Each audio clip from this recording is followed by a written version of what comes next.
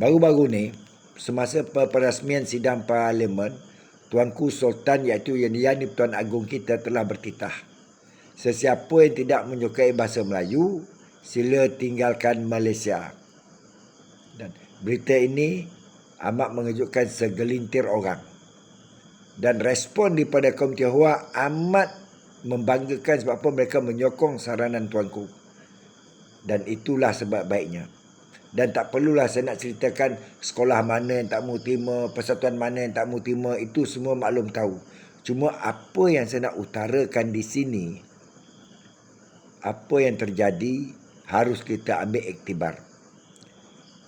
Terutamanya sidang parlimen, ketika perbahasan, kenapa harus ada bahasa rojak bercampur dengan bahasa Inggeris. Konon-konon tak ada ayat yang sesuai kita nak utarakan dalam bahasa kebangsaan. Ini amat memalukan.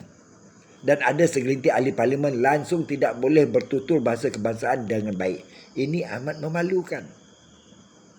Malu kita kepada negara jiran seperti Indonesia, seperti Vietnam, seperti Thailand, seperti Kemboja, seperti Myanmar, seperti Filipina. Mereka menggunakan bahasa kebangsaan mereka. Kenapa kita tidak boleh menggunakan bahasa kebangsaan kita sepenuhnya? Jadi kita minta pada Perdana Menteri Anwar Ibrahim supaya memerintahkan bahasa kebangsaan adalah digunakan sepenuhnya di dalam sidang parlimen, di dalam perbahasan. Itulah yang sebab baiknya.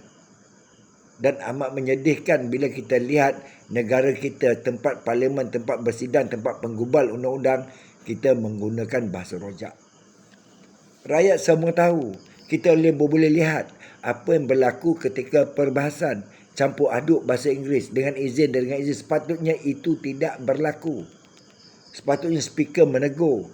Gunakan bahasa kebangsaan dengan sepenuhnya kalau kita ingin memertabatkan bahasa kebangsaan.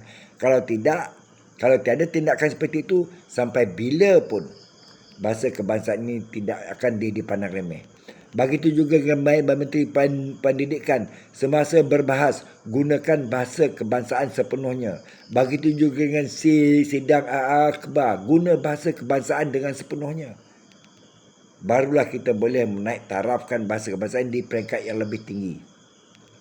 Begitu juga perjanjian dengan bank ke, pinjaman wang ke, beli rumah ke, beli kereta ke, apa sahaja dengan peguam ke, harus dibuat dengan bahasa kebangsaan.